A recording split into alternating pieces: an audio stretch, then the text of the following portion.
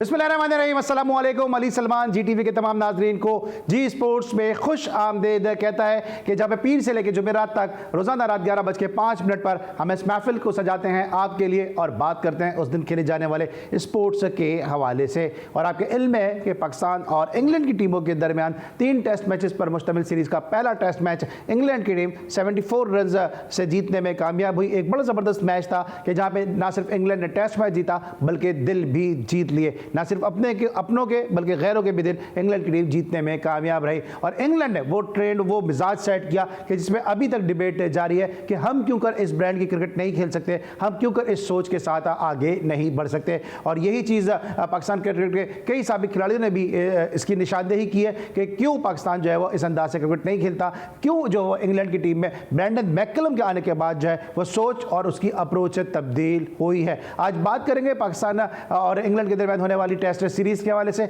और आज हमारी ये कोशिश होगी कि आज हम ज़्यादा इंग्लैंड पर्सपेक्टिव को शामिल करें। और यही वजह है कि आज के शो में हमने मदऊ किया इंग्लैंड में एक तवील अरसे तक काउंटी के खेलने वाले और तवील अरसे तक स्कॉटलैंड में क्रिकेट खेलने वाले यासिर अरफात को, कि जिनसे हम जानेंगे कि अप्रोच का क्या फ़र्क है और पाकिस्तान ने क्या गलतियाँ की और इंग्लैंड की इस टेस्ट मैच में जो 74 रन से इंग्लैंड अपने नाम करने में कामयाब हुआ, क्या उनकी जो थी वो स्ट्रेंथ रही। बात करेंगे यासिर अरफात से, लेकिन सबसे पहले प्राइम का फॉर्मेट आज की टॉप स्टोरीज।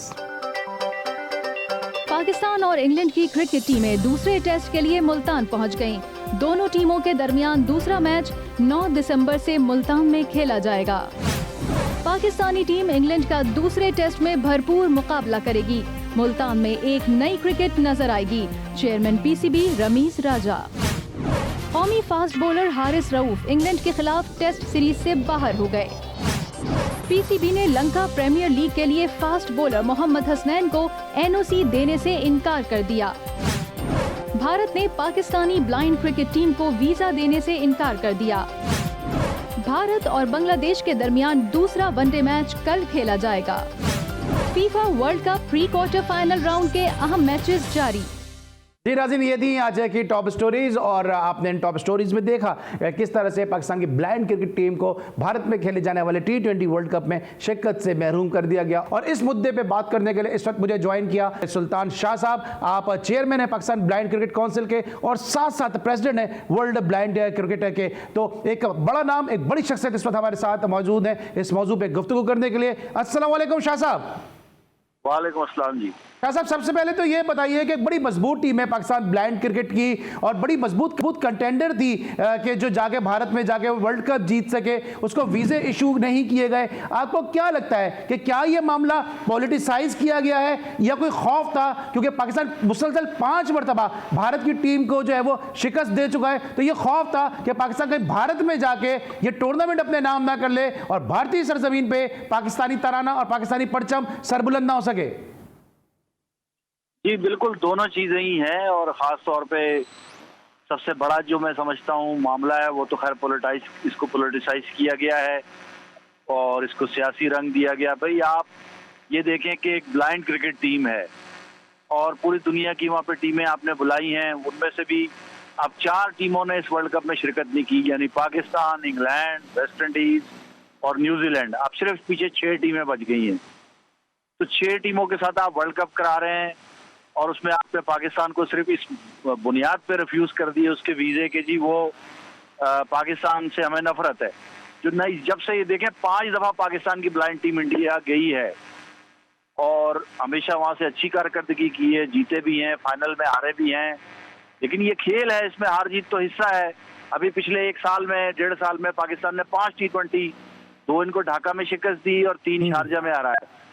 भाई इसका मतलब ये नहीं है कि अगर आप जो ये खौफ होगा भाई इंडिया में आके कोई और टीम वर्ल्ड कप जीत जाएगी, और जाहिर है उसका एक पूरा आपको बताइए इंडिया पाकिस्तान का जिस चीज़ का मैच ले लें आप, चाहे ब्लाइंड क्रिकेट हो, चाहे नॉर्मल क्रिकेट हो, चाहे हॉकी हो, चाहे कोई भी खेल हो, तो किस तरह से अवाम और लोग उसकी दिलचस्पी उसमें लेते हैं और कितना उसकी हाइप बनती है।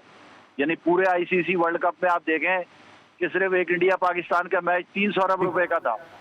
ठीक है। अच्छा शाह साहब, अहमियत और इसकी वैल्यू का अंदाजा आपको इनकी चीजों से होता है, ये इंडिकेटर्स है।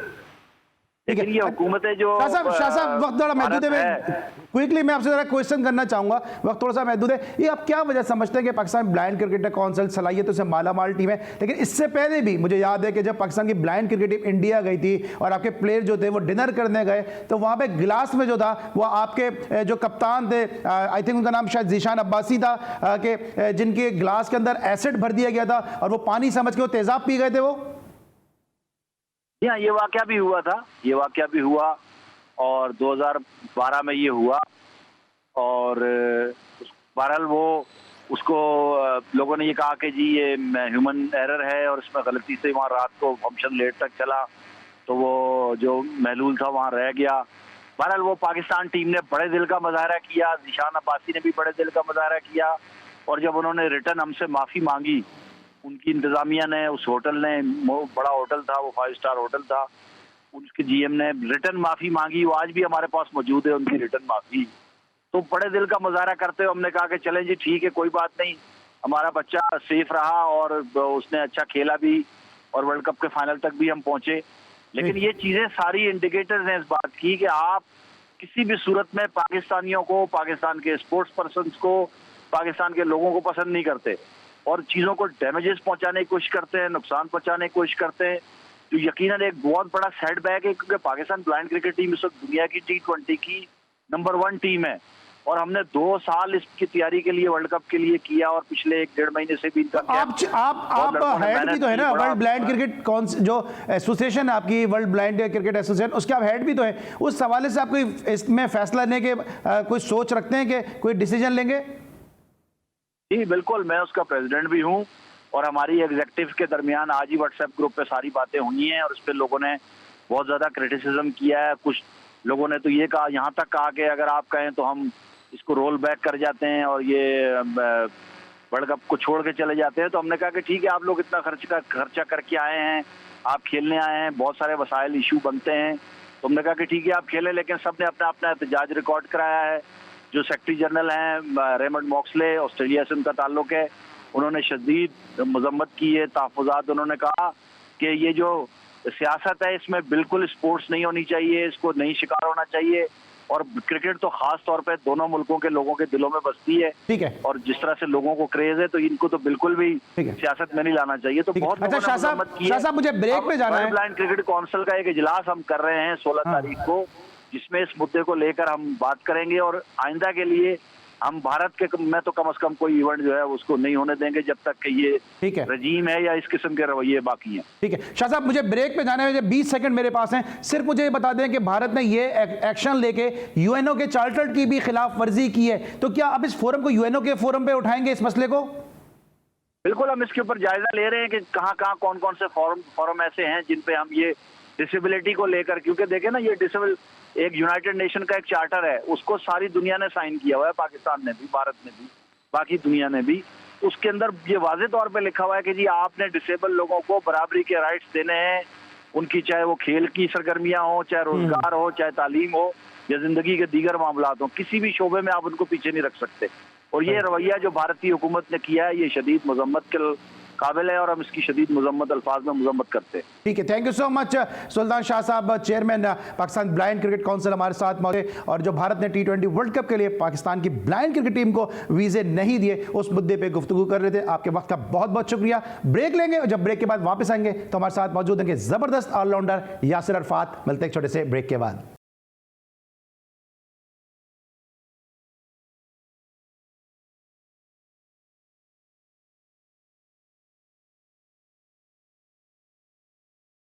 Welcome back after the break. और हमें ज्वाइन किया अब जबरदस्त ऑलराउंडर यासिर अरफात ने। शो में खुशामदीद किया गया यासिर अरफात को। अस्सलाम वालेकुम यासिर।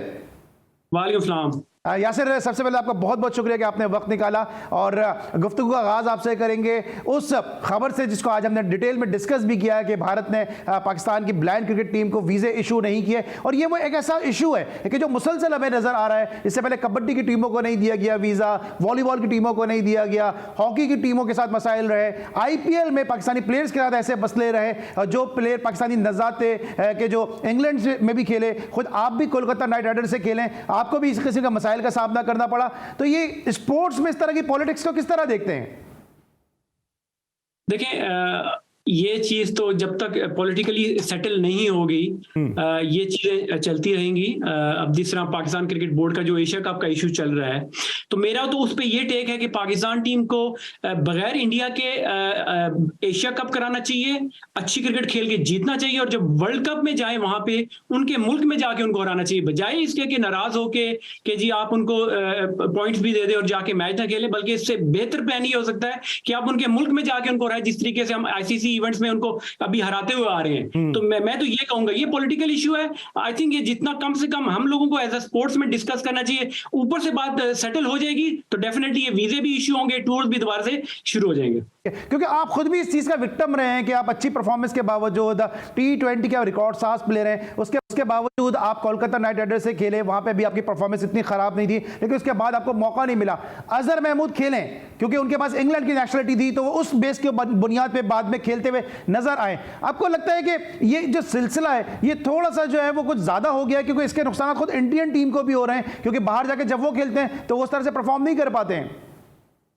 देखिए बिल्कुल, ये रिसेंट पास में हमने यही देखा है कि जब भी वो बाहर आते हैं और आईसीसी इवेंट्स में इस तरह जब आते हैं बायलैटरल सीरीज में, तो वो अपने मुल्क में हो या बाहर भी जाते हैं उसमें, तो बल्कि ऑस्ट्रेलिया लास्ट ईयर वो लोग जब गए ऑस्ट्रेलिया में जाके उनको ऑस्ट्रेलिया में हराया टेस्ट सीरीज में। मगर ये जब T20 की बात आती है, डिफरेंट फॉर्मेट्स की बात आती है, डिफरेंट टीम्स के खिलाफ खेलना पड़ता है, मतलब 2-3 दिनों में आपने एक डिफरेंट टीम से खेलना पड़ता है, वहां पे जाके ये स्ट्रगल करते हैं। तो ये चीज एक बड़ी हाईलाइट हुई है कि इनके प्लेयर्स जिस तरीके से पहले तो काउंटीज भी ये लोग आगे खेला करते थे, जब से आईपीएल शुरू हुई है तो इन्होंने कोई ऐसा रूल, ऐसा सेटअप बनाया है कि इतना लड़कों को फाइनेंशियली हेल्प हो जाती है, सपोर्ट हो जाती है कि उनको बाहर की क्रिकेट खेलने की जरूरत नहीं पड़ती, तो वो अपने आप को अवेलेबल फिट रखते हैं आईपीएल के लिए। ठीक है, तो क्योंकि आपकी जो क्रिकेट है उसका तो आगाज ही इंडिया के खिलाफ हुआ, क्योंकि जब लोम्बार्ड अंडर 15 टूर्नामेंट हुआ, आप फैसल इकबाल की क़यादत में, हसन रजा आपके नायब कप्तान थे, आप खेलने के लिए गए, एक बड़ी ज़बरदस्त टीम थी और वो फाइनल में आप इंडिया से आ रहे, और उस टीम में रतिंदर सिंह सोढी जैसे ऑलराउंडर मौजूद थे, तो आप तो शुरू से ही इंडियन टीम के खिलाफ खेलते नजर आए। फिर आपका जो ज़बरदस्त परफॉर्मेंस रही वो इंडिया जाके आपने जो परफॉर्मेंस दी, जो आपका टेस्ट डेब्यू हुआ, तो आप तो बड़े करीब से इंडियन प्लेयर्स को और इंडियन क्रिकेट को जानते हैं। देखिए इंडिया के साथ कोई एक्स्ट्रा ही वाबस्तगी है, क्योंकि मैं 2 साल बल्कि इंडिया में बचपन में रहा भी हूँ। वालिद साहब मेरे जो थे वो हाई कमीशन में काम करते थे, तो 2 साल में बचपन में भी रह के आया हूँ। फिर आपने अंडर 15 का जिक्र किया, उसके बाद मेरा जो टेस्ट डेब्यू है वो भी वहां पे हुआ, तो वो कोई ऐसा ही है कुछ, और परफॉर्मेंस भी माशाल्लाह अच्छी रही। मगर देखें अब ये सारा चीजें देखें हालात पे डिपेंड करता है। अगर हालात पॉलिटिकली इश्यूज अगर सॉल्व हो जाएं तो ये टीम्स की आना जाना शुरू हो जाए। और जब 2004 की बात है, पाकिस्तान टीम आई या पाकिस्तान टीम इंडिया में गई, तो कितना लोगों ने एंजॉय किया। जो अवाम है वो देखना चाहती है कि दोनों मुल्कों के प्लेयर्स आपस में एक दूसरे के खिलाफ खेलें, और जो अवाम वहां से इधर आती है या यहाँ से वहां जाते हैं, तो वो हमेशा अच्छे मतलब उनकी तरफ से अच्छा पैगाम आता है, वो लोग लेके आए या हम लोग यहाँ से जाएं। तो ठीक है, तो यासर क्या किया जाए कि आपको एम्बेसडर बनाया जाए, क्योंकि शाहरुख खान आपको गले लगाते नजर आते हैं, गंगोली आपकी शादी में शिरकत करते नजर आते हैं, इंडिया के बड़े ब्लू आइड बॉय हैं आप और बड़े चहीते हैं वहां पे आप। देखिए हम दुआ ही कर सकते हैं, कोई एम्बेसडर वगैरह तो ऐसा कोई ऐसी बात नहीं है, मगर दुआ कर सकते हैं कि हालात बेहतर हो जाएं। और स्पोर्ट्स के अलावा भी जो लोगों के ट्रैवल्स के जो इशू है, बहुत से लोग यहाँ आना चाहते हैं और बहुत से लोग वहां भी जाना चाहते हैं, बहुत सी हिस्टोरिकल साइट्स हमारी वहां पे हैं, उन लोगों की यहाँ पे रहे। तो अगर हालात बेहतर होते हैं पॉलिटिकली, अगेन मैं कहूंगा अगर हालात बेहतर हो जाएंगे तो दोनों मुल्कों की आवाम के लिए बेहतर होगा। ठीक है, और अब क्या लगता है आपको कि इस हवाले से अब जो पाकिस्तान ब्लाइंड क्रिकेट काउंसिल के जो चेयरमैन है सुल्तान शाह साहब, वो बड़े मायूस नजर आए और उन्होंने कहा कि यूना के चार्टर की भी इन्होंने वायलेशन की है। अभी रमीज राजा साहब ने भी ये कहा कि अगर वो एशिया कप खेलने नहीं आएंगे तो हम वर्ल्ड कप खेलने नहीं जाएंगे। तो जो फैंस है दोनों ममालिक के, वो थोड़े से इससे डिसअपॉइंट होते नजर आ रहे हैं। देखिए ऑब्वियसली अब इसको अगर इस इश्यू को अगर यूएनओ की हद तक बात जा रही है तो फिर तो ये काफी हाई प्रोफाइल चीज हो जाएगी और इसकी चीज को फिर देखा जाएगा दोनों मुल्कों की तरफ से। मगर रमीज राजा साहब ने जो जिस तरीके से मैंने आपको पहले वो उस चीज की जो इश्यू चल रहा है India Pakistan Asia cup and then world cup अगले साल जो होने वाला है, उसका एक ही हल है कि आप बगैर अगर वो नहीं आते आप एशिया कप कराएं, अच्छे तरीके से ट्रॉफी जीतें, वो आए ना आए, अगर आप जीते हैं तो ट्रॉफी आपके पास है एशिया कप की। और उसका बेहतर हल ये है कि आप अगले साल उनके मुल्क में जाके इतनी अच्छी टीम इतनी अच्छी क्रिकेट खेले कि वहां जाके उनको हराएं और उनको शर्मिंदा करें कि आप जितने मर्जी हमें रोक लें या हमसे हमारे साथ ज्यादती कर लें, हमारे प्लेयर्स बेहतरीन है और बेहतरीन परफॉर्म करना जानते हैं। लेकिन इससे आप नहीं समझते कि इससे और थोड़ी जग हंसाई होगी कि हमेशा से हमारा बड़ा माजरत खाना रवैया रहा है, इस मरतबा एटलीस्ट ये तो हुआ कि आंखों में आंखें डाल के बात करने के काबिल तो हुए हम।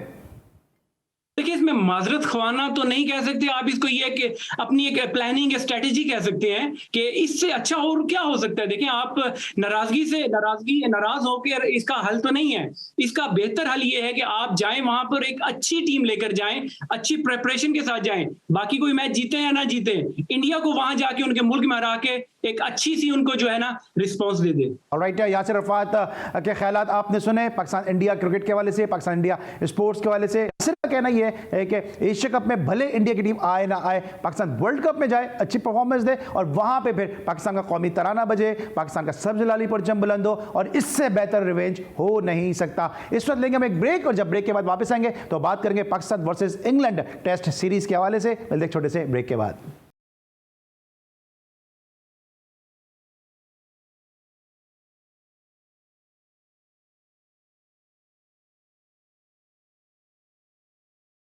Welcome back after the break. और ब्रेक पर जाने से पहले यासिर से हम बात कर रहे थे पाकिस्तान इंडियन स्पोर्ट्स रिलेशंस के हवाले से, और अब बात करेंगे पाकिस्तान और इंग्लैंड के दरमियान टेस्ट सीरीज के बारे में। यासिर, इंग्लैंड की टीम तो पाकिस्तान आ चुकी है, लेकिन इत्तलात ये है कि आप भी पाकिस्तान आ रहे हैं अपने वालिद की अलालत की वजह से। हम इस प्रोग्राम के तवज्जुह से दुआ गो हैं और अपने नाजरीन से भी हम ये रिक्वेस्ट करेंगे कि वो यासिर अरफात के जो वालिद हैं खुद भी बड़े ज़बरदस्त स्पोर्ट्स जर्नलिस्ट हैं, इदरीस सत्ती साहब, और उन सहाफ़ियों में शामिल हैं कि जो बहुत ही शुस्ता उर्दू लिखते हैं। एक स्पोर्ट्स जर्नलिज्म में उनका एक नाम, एक मुकाम है, beside the father of Yasser Arafat, खुद उनका भी एक बड़ा अहम मुकाम है स्पोर्ट्स की दुनिया में। तो उनको जो है उनकी सेहतयाबी के लिए हम दुआ गो हैं। तो यासिर, इसी सिलसिले में आपका आना हो रहा है? जी, बहुत शुक्रिया अली भाई। सबसे पहले तो दुआओं का और इन चीज़ों का, बिल्कुल उनकी तबीयत थोड़ी ख़राब थी और मैं चाह रहा था कि उनको आके थोड़ा आके उनके साथ टाइम गुजारूं और थोड़ी उनको मोटिवेशन उनके साथ, उनको उनकी जो तबीयत है बेहतर हो जाए, अल्लाह करे। तो बस इसी सिलसिले में मैं पाकिस्तान आ रहा हूँ। ठीक है यासिर, जो इंग्लैंड की टीम पाकिस्तान आई है और जिस इंटेंट के साथ उन्होंने पहला टेस्ट मैच खेला, मेरी आपसे ऑफ द रिकॉर्ड भी बात हो रही थी कि इंग्लैंड की टीम प्रॉपर फिट नहीं है, लेकिन उसके बावजूद जो उन्होंने खेल का मुजाहरा किया, उन्होंने मैच को भी डिले नहीं होने दिया और कहीं से लग नहीं रहा था कि जो इंग्लैंड की टीम जो है वो इतने सारे प्लेयर, 13-14 प्लेयर उनके बीमारी से उठे, उसके बावजूद जिस अंदाज से खेले, इस इंटेंट के हवाले से क्या कहेंगे, इस बदलाव के हवाले से क्या कहेंगे? देखिए, जितनी भी तारीफ की जाए इंग्लैंड टीम की, इंग्लैंड मैनेजमेंट की, वो कम होगी, क्योंकि आप सिर्फ प्लेयर्स की बात नहीं होती। देखिए, ये मैनेजमेंट की बात होती है।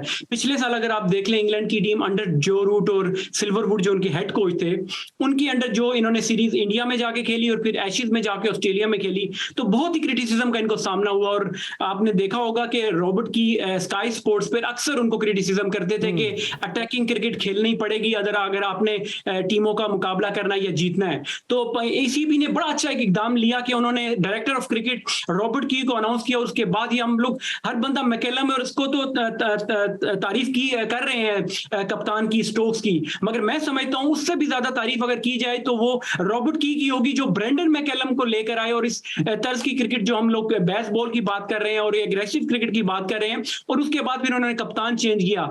तो अगर इन तीनों लोगों को, प्लेयर्स के साथ साथ इन तीनों लोगों को भी क्रेडिट पूरा देना चाहिए।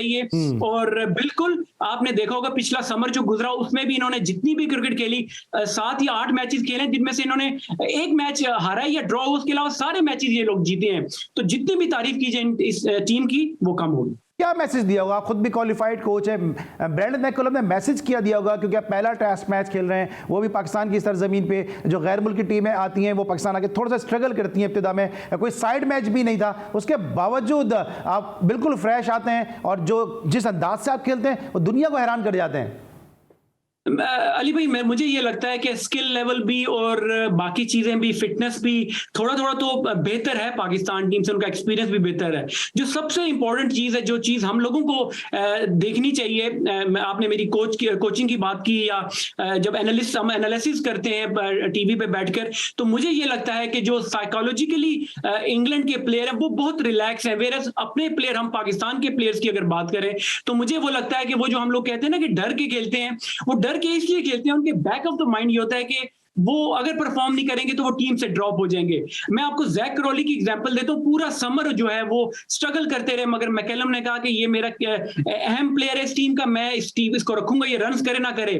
तो आपने देखा कि जिस तरीके से पहले दिन उन लोगों ने 500 रन किए, उसमें 100 जो जैक क्रॉली ने जिस तरीके से खेला, तो जब तक आपकी मैनेजमेंट अपने प्लेयर्स को कॉन्फिडेंस नहीं देगी, स्किल लेवल भी हमारे प्लेयर्स का देखिए 90 माइल एन आवर बॉलिंग भी करते हैं, सेंचुरीज भी, बाबर, रिजवान, कितने अच्छे अच्छे आपके पास इमाम प्लेयर मौजूद हैं, मगर जो स्लो खेलने की जो इश्यू है, जो हम लोग कहते हैं कि हमारे प्लेयर डर के बुज़दिलाना खेलते हैं, उसका रीजन ये है कि वो साइकोलॉजिकली उनके माइंड में बैठा हुआ है कि अगर वो वो अगर इस मैच में नहीं करेंगे तो अगला मैच उनके लिए गारंटी नहीं है खेलना।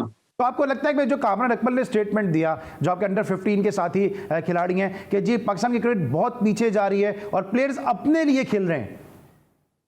नहीं, बिल्कुल ये बात है। देखिए, ये इंटरनेशनल क्रिकेट जो है ये इंडिविजुअल रिकॉर्ड्स का नाम नहीं है, ये टीम गेम होती है। स्पेशली क्रिकेट तो है, ये टीम गेम है। और इससे बड़ी एग्जांपल क्या हो सकती है कि हैरी ब्रुक्स, आप देखें पहले मैच में डेब्यू में 150 किया, फास्ट खेले, दूसरी इनिंग में फिर वो सेंचुरी कर सकते थे सॉरी, उनकी अगर मैनेजमेंट चाहती है उनको 2-3 ओवर और टी के बाद आके खिलवा सकते थे और उनको कहते कि आप अपना 100 करें, मगर उन्होंने उस चीज को एक चीज साइड पे रखा और उन्होंने टीम की जो विक्ट्री थी उसको मद्देनजर रखते हुए अपनी टीम का राइट टाइम पे डिक्लेरेशन की, और उन्होंने ये नहीं देखा कि कोई बंदे का रिकॉर्ड बन रहा है। हमारी प्रॉब्लम ये आ रही है कि हमारी टीम की कि हमारे प्लेयर ख्वाह वो T20 खेल रहे हो, वनडे या टेस्ट क्रिकेट खेल रहे हो, वो रिकॉर्ड्स के लिए जाते हैं। हम यहाँ पे जो इंपॉर्टेंट चीज ये है कि मैनेजमेंट को स्टेप इन करना पड़ेगा।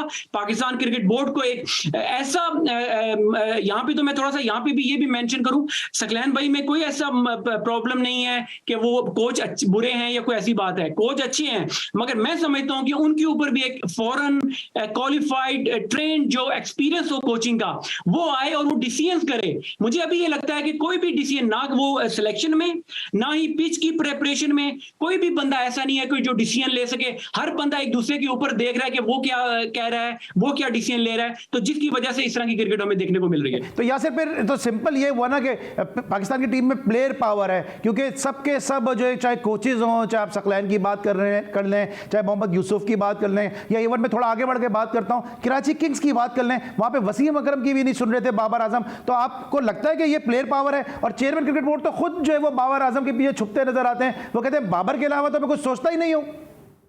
नहीं, इस तरह बिल्कुल नहीं होने चाहिए। देखें, हर बंदे का अपना रोल होता है, चेयरमैन का अपना रोल है, सिलेक्टर का अपना रोल है। जब वो समझता है किसी प्लेयर को इस 14 रुकनी या 15 या 18 रुकनी टीम में होना चाहिए, तो उसको स्टेप इन करना चाहिए। सिर्फ तनख्वाह लेने के लिए यहाँ पे नहीं होना चाहिए। जब आप समझे कि आप एक प्लेयर को समझते हैं कि डोमेस्टिक में लड़के ने परफॉर्म किया, आपने ग्राउंड में जाकर उसको देखा और आप समझते हैं वो डिजर्व करता है, तो आपको स्टेप इन करना चाहिए। सिमिलरली अगर कोच अगर समझता है कि मुझे टर्निंग ट्रैक चाहिए, मेरी स्ट्रेंथ जो है ऑपोजिशन को हम फंसा कैसे सकते हैं स्पिनर्स ट्रैक बना के, तो उसको कोच को वहां पे स्टेप इन करना चाहिए कि मुझे इस तरह की पिच चाहिए। अब जाके मुल्तान में आप अपने बंदे भेज रहे हैं क्रिकेट बोर्ड वाले, तो 2 दिन में कैसे पिच कोई बना सकता है? ये तो 2-2 हफ्ते पहले पिचेस बनाई जाती है। ठीक है, अच्छा आपने ये आपके इंग्लैंड में आप इतने अरसे से क्रिकेट खेल रहे हैं, स्कॉटलैंड में भी आपने क्रिकेट खेली है, ये लतीफ़ा कहीं सुना आपने कि ड्यूरिंग द टेस्ट मैच या ड्यूरिंग द मैच जो है वो बैटिंग कंसल्टेंट जो मौजूदा सूरत हाल है जहां पे टीम को बैटिंग की टिप्स की जरूरत है, बैटिंग के प्लान की जरूरत है, उसको छोड़ के अगले टेस्ट मैच के लिए चला जाए पिच देखने के लिए?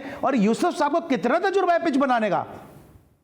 देखिए, बिल्कुल ये मजाक से ये भी एक, ये डिसीजन भी एक मुझे मजाक लगा है। और उसके अलावा जो बाकी भी जो डिसीजन हो रहे हैं उसमें आप पिच की बात कर लें, प्लेयर्स को खिलाने की बात कर लें, उस पे मुझे बिल्कुल, और इवन देखिए हारिस रऊफ बेहतरीन वाइट बॉल क्रिकेटर हैं, मुझे नहीं समझ आ रही कि किस वजह से उन्होंने इसको टेस्ट क्रिकेट में 4 या 5 मेरे ख्याल से या 10 फर्स्ट क्लास मैचेस खेले हुए, काउंटी में कुछ खेले और नॉर्दर्न के लिए कुछ मैचेस खेले। तो आप किस तरह एक प्लेयर को वाइट बॉल की परफॉर्मेंस में टेस्ट क्रिकेट खिलाते हैं? और उसके बाद देखिए उससे ऊपर बढ़कर आपके 2 जो प्लेयर रीसेंट पास में जो इंजर्ड हुए, आपके की प्लेयर, वो फील्डिंग करते हुए इंजर्ड हुए हैं। तो आपको ये छोटी छोटी चीजों को ये जोक लगते हैं कि आपके प्रीमियम प्लेयर्स जो हैं वो इस तरीके से इंजर हो रहे हैं। सॉफ्ट टिश्यू इंजरीज होती हैं, जो स्ट्रेस फ्रैक्चर्स होते हैं, वो तो मानने वाली बात है।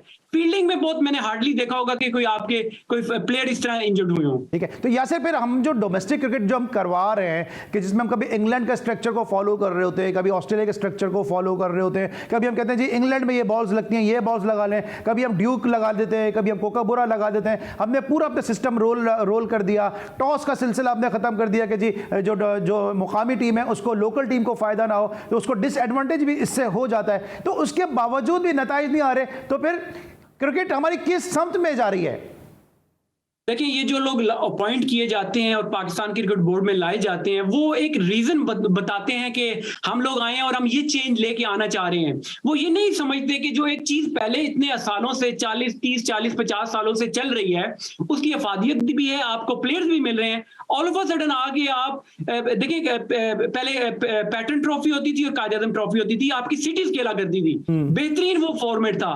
वहां पे आपने एक्सपेरिमेंट करके रीजनल टीमें बना दी। आप गुजरावाला, शेखुपुर और सियालकोट की 3 बेहतरीन टीमें होती थी, आपने एक टीम बना दी। अब वो वहां के लड़के दरबदर हो गए। सिमिलरली पिंडी की, इस्लामाबाद की, और आपने 1-2 जगहों की और टीमें बना के आपने जो उनके मेन प्लेयर थे वो बेचारे के दूसरे, कोई कोयटा से जाके खेल रहा है, कोई कहां से खेल रहा है। तो आप जो बंदा पाकिस्तान क्रिकेट बोर्ड में आता है वो दिखाना चाहता है कि मैंने कोई नई चीज की है, नया कोई एक्सपेरिमेंट किया है। कोई अगर सक्सेसफुल हो जाता है फिर सारी उम्र वो क्रेडिट लेने के लिए बैठा रहता है कि मैंने ये काम किया था। तो जिसकी वजह से पाकिस्तान की क्रिकेट सफर कर रही है, और पाकिस्तान के प्लेयर्स, अक्सर जो प्लेयर्स हैं आपके डोमेस्टिक नहीं खेल रहे, लीगों में खेल रहे हैं, या मुल्क छोड़ के जाके यूएसए में जाके क्रिकेट खेल रहे हैं।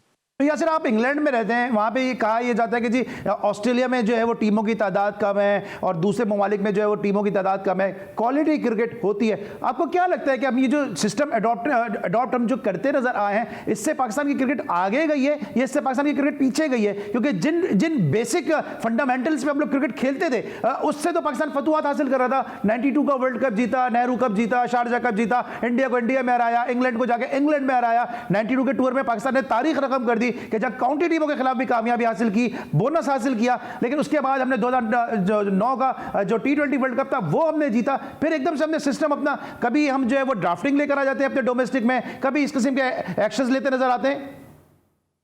बस हमारे वो सिस्टम में तजर्बाकार लोग बहुत हैं, वो जब भी आते हैं तो कोई ना कोई तजर्बा करते हैं। उसके साथ अगर देखें 6 टीमें करें, 10 करें, 50 कर लें, अगर आपने मेरिट पे सिलेक्शन नहीं करनी ना, तो जो मर्जी आप सिस्टम ले आए, जो भी ऑस्ट्रेलिया, इंग्लैंड या पाकिस्तान या कोई भी ले आए, फर्क नहीं पड़ना। आपने उस्मान सलाउद्दीन पिछले 10 साल से इंतजार कर रहा है कि उसको पाकिस्तान टीम में लाया जाए, खिलाया जाए। आप 1-2 साल की परफॉर्मेंस में बाहर से बंदा उठा के ला के खिला देते हैं। सिमिलरली मीर हमजा की आप बात कर रहे हैं, अब वो देखें, वो भी इश्यू समझ नहीं आ रहा। मीर हमजा से अगर मतलब देखिए, सोर्सेज से मेरे जो दोस्तों से बात हुई है, वो ये कहते हैं वो फिट थे, वो अपने बच्चे की अयादत के लिए कराची गए और उनको छोटा निकल था, तो कहते हैं उनसे किसी ने बात ही नहीं की, और मीडिया में ये आ रहा है कि वो इंजर्ड है। तो बहुत सारी चीजें ऐसी हैं कि आप जब प्लेयर के साथ इस तरह की गेम्स खेली जाती हैं, तो जब भी वो पाकिस्तान टीम में आता है, तो आपने जो शुरू में मेरे से बात की थी कि हमारे प्लेयर डरे डरे क्यों हैं या नेगेटिव क्रिकेट क्यों खेलते हैं, तो उसका रीजन ये है कि उनको श्योरिटी नहीं होती कि वो कब सिलेक्ट होंगे या कब ड्रॉप हो जाएंगे। तो ये छोटी छोटी चीजें जिसमें मैन मैनेजमेंट बहुत ही इंपॉर्टेंट चीज है, तो वो हमारे प्लेयर के साथ जब तक बेहतर नहीं की जाएगी, हमारे प्लेयर इसी तरह डरी डरी क्रिकेट खेलेंगे। ठीक है, तो आपको लगता है पाकिस्तान की टीम में कबीला सा बना हुआ है कि जिस कबीले के बाहर का कोई नहीं आएगा? अगर शाहीन शाह अफरीदी फिट हो जाएंगे तो उनकी जगह हम राइट आर्म फास्ट बॉलर ले लेंगे, लेकिन left arm fast bowler Mir Hamza को नहीं लेंगे। अगर हसन अली अनफिट हो जाएंगे तो हम फहीम अशरफ को नहीं लेके जाएंगे, क्योंकि हो सकता है वो उनकी जगह ले लें। तो ये लगता है आपको कि ऐसी चीजें हैं सामने कि हारिस रऊफ जो व्हाइट बॉल के प्लेयर हैं उनको आपने खिला दिया, उनकी फिटनेस नहीं थी, और सबने देखा कि शाहीन के बाद अब हमें हारिस रऊफ भी इस सीरीज से बाहर होते नजर आए? देखिए, अगर इस तरह के वैसे तो देखिए, हर बंदे के जब कोई बंदा स्टेयरिंग पे बैठा होता है ना, तो वो डिसीजन वही शॉट्स खेलता है। तो अभी भी अगर कोई कप्तान है, होना इसी तरह चाहिए। देखिए, अगर मैं हूं तो मैं मैं जो समझता हूं मैं उस हिसाब से अपनी टीम बनाऊंगा या मैं प्लेयर्स को लेकर आऊंगा। मगर जब कहीं बदनीयती आ जाती है, मैं ये नहीं कह रहा कि कोई सिलेक्टर या कप्तान या चेयरमैन कोई ऐसी उनकी जहन में होगी, ठीक है, अगर होती है तो वो चीज अगर सामने नजर आ जाती है, और फिर आप दुनिया, क्योंकि आजकल का तो सोशल मीडिया इतना है कि जब भी आप इस तरह की कोई डिसीजंस करते हैं तो उसकी फिर स्क्रूटनी होती है, वो प्रिंट मीडिया हो, इलेक्ट्रॉनिकल मीडिया हो, जो भी इस तरह की चीजें होती हैं वहां पे एक्सपोज हो जाते हैं। तो अगर जब भी कोई इस तरह की कोई कबीले की आप जो बात कर रहे हैं, फेवरेटिज्म की बात कर रहे हैं, तो अगर कोई करता है तो फिर उनको रिजल्ट नजर आते हैं। और आपने देखा जिस तरीके से पाकिस्तान टीम अपने आप को बचाते बचाते कि ना हारे ड्रॉ हो जाए, एंड आखिरी सेशन में जाके आखिरी घंटे में जाके रिजल्ट आपके अगेंस्ट चला गया। ठीक है, तो अब मुल्तान टेस्ट में आपको क्या नजर आ रहा है? कहा जा रहा है कि मुल्तान टेस्ट में आपको चेयरमैन साहब कहते हैं बड़ी अच्छी क्रिकेट देखने को मिलेगी, टीम एक नए मूड में नजर आएगी, एक नए मिजाज में नजर आएगी। मुल्तान में हम जो ट्रेडिशनली मुल्तान की जो विकेट है वहां पे भी हमने रन होते देखे, वरिंदर सहवाग ने ट्रिपल सेंचुरी वहां पे स्कोर की हुई है, तो उस विकेट पे भी बहुत ज्यादा रन का एक सैलाब नजर आया माजी में। देखिए, अब ये पिच की मुझे समझ नहीं आ रही कि विद इन अ 2 ईयर या 1 साल में कैसा कोई प्रॉब्लम हो गया कि जैसे हमारे मुल्क में पिचेस बनाना आती नहीं है लोगों को, या ये बनती नहीं है, या क्या हो गया हमारे मुल्क में? पहले भी तो क्रिकेट होती थी, पिचेस बनती थी, पाकिस्तान टीम अपनी स्ट्रेंथ पे खेलती थी, और स्पिनिंग ट्रैक्स देखिए इंग्लैंड अभी आप जाते हैं, कभी आपको फ्लैट पिच मिली या कभी आपको टर्निंग ट्रैक मिला? हमेशा वहां पे हमारे बैट्समैनों ने स्ट्रगल किया। तो अब जब आपके मुल्क में क्रिकेट हो रही है, आपके पास ग्राउंडमैन पिचेस आपके पास है, तो वहां पे आप अपने मतलब की पिचेस क्यों नहीं बना सकते? ये एक बहुत बड़ा मुअम्मा है कि उसमें अगर चेयरमैन उसमें इंटरफेयर कर रहे हैं तो ये तो फिर बड़ी गलत बात है, क्योंकि अगर चेयरमैन भी पिचेस में अगर इंटरफेयर करते हैं तो बड़ी गलत बात है। और अगर डिफेंसिव माइंडसेट है, नेगेटिव माइंडसेट है, ये भी गलत बात है। आपको अपने स्ट्रेंथ पे खेलना चाहिए, पॉइंट्स आप लेंगे तो टेस्ट चैंपियनशिप में आगे जाएंगे, वरना ये है कि इस तरह की क्रिकेट अगर आप खेलते रहे अगले 10 साल बेशक खेलते रहे, आपको कोई फायदा नहीं होगा। तो यार क्या लगता है कि हम सिचुएशनल सिलेक्शन क्यों नहीं करते हैं? सिचुएशन को देख के मुझे याद है 92 के टूर में जब पाकिस्तान की टीम गई तो एक मैच जो था वो सीमिंग जो कंडीशन में था, उन्होंने टिम मिंटन जैसे बॉलर को कि जिसकी गेंद बहुत मुश्किल तमाम दूसरे एंड तक पहुंचती थी, लेकिन उसके बाद चूंकि स्विंग होता था उसका, तो उसको उन्होंने शामिल कर लिया टिम मिंटन को। इसी तरह एहतशामुद्दीन को लेके गए थे 87 में इमरान खान। हम इस तरह की सिलेक्शन क्यों नहीं करते हैं?